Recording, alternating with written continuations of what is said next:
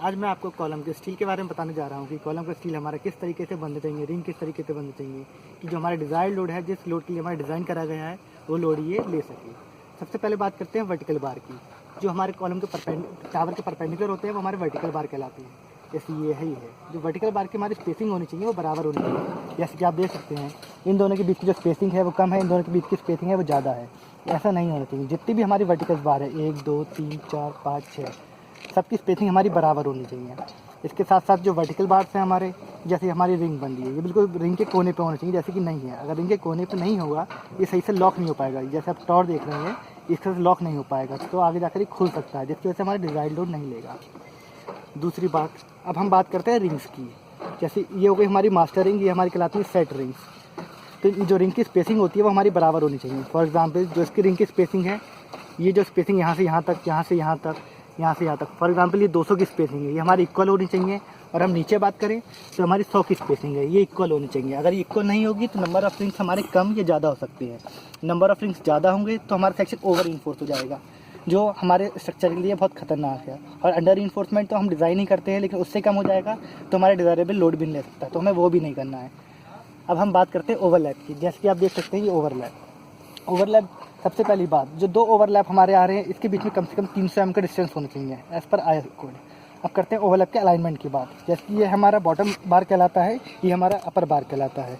जो हमारा बॉटम बार का अलाइनमेंट है और जो अपर बार का अलाइनमेंट है ये एक प्लम में होना चाहिए। जैसे कि आप देख सकते हैं ये इसको सीधा लेके जाएँ तो यहाँ पर आ रहा है, उसके डाउन लेके जाए यहाँ पर आ रहा है। अगर ये सीधा नहीं आएगा तो एज अ होल एक बार की तरह एक्ट नहीं करेगा, और नहीं करेगा तो जो ऊपर लोड आएगा वो यहाँ जाएगा, और यहाँ लोड लेने के लिए कुछ नहीं है। अगर सेम लाइन में होगा तो ये डिज़ायर्ड लोड ले लेगा हमारा।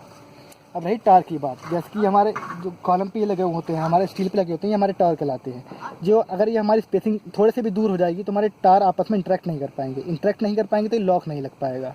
जैसे कि ये टार है, ये आप देख सकते हैं बहुत क्लोजली कि इन दोनों टार के बीच में ये एक लॉक जैसा लग गया है। अगर ये थोड़े से भी दूर होंगे तो लॉक नहीं बन पाएगा, जिससे हमारी जो डेवलपमेंट लेंथ होती है वो हमारी कम हो जाएगी। डेवलपमेंट लेंथ कम होने से हमारे इन दोनों का बॉन्ड नहीं बन पाएगा, तो हमारा लोड नहीं ले पाएगा। अब बात करते हैं, जैसे कि फ्रेंड्स मैं आपको रिंग के बारे में बता रहा था। जो हमारी रिंग है ये हमारे कॉलम के बिल्कुल परपेंडिकुलर होना चाहिए। फॉर एग्जांपल जो हमारा वर्टिकल बार है ये रिंग हमारी बिल्कुल परपेंडिकुलर होनी चाहिए, तभी हमारा लोड ले पाएगा। अगर ये हमारे रिंग के लाइन ओरिएंटेशन थोड़ी सी भी ये हुई, ये थोड़ी सी ये हुई, तो जितने लोड के लिए हमने डिज़ाइन करा है वो नहीं हो पाएगा। जितना हमने शेयर लोड के लिए डिज़ाइन करा है उतना शेयर लोड ये रिंग नहीं ले पाएगी। अब एक बात और, जैसे कि हमारे हैं हुक्स, ये हमारे होते हैं 10D as per IS code. 10D जैसे कि ये 8 का सरिया है तो हमारे इसके टाई होने के बाद ये 80 mm आना चाहिए, 80 mm होना चाहिए।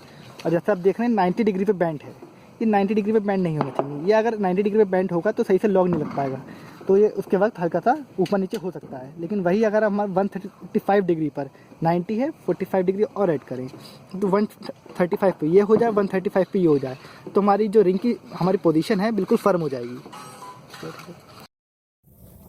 गाइस जो मेन पार्ट थे हमारे कॉलम इन्फोर्समेंट के वो हम कर चुके हैं। तो लास्ट में आपको एक ट्रिक बताना चाहता हूँ। जैसे आप देख रहे हैं जो हमारी लास्ट रिंग है, यहाँ तक हमें इस कॉलम को कास्ट करना है, बट इससे थोड़ा ऊपर हमने लगभग 1 फीट 2 फीट ऊपर एक पूरा सेट डाल रखा है। इस सेट से क्या होगा कि हमारा वर्टिकल बार है इसकी पोजीशन बिल्कुल हमारी फर्म हो जाएगी, लॉक हो जाएगी। उससे ये फ़ायदा मिलेगा, जो उसके ऊपर फ्लोर हम डालेंगे उसमें हमारा कॉलम बिल्कुल स्ट्रेट रहेगा, तो हमें जॉगल मारने की जरूरत नहीं पड़ेगी, जिसकी वजह से हमारी स्ट्रेंथ लूज नहीं होगी। That's all. लास्ट में इतना कहना चाहूँगा कि मेरी वीडियो को लाइक और सब्सक्राइब करें, जिससे कि मैं आगे मोटिवेट होकर और वीडियो बनाऊँ और चीज़ें आपके साथ शेयर करूँ। Thank you.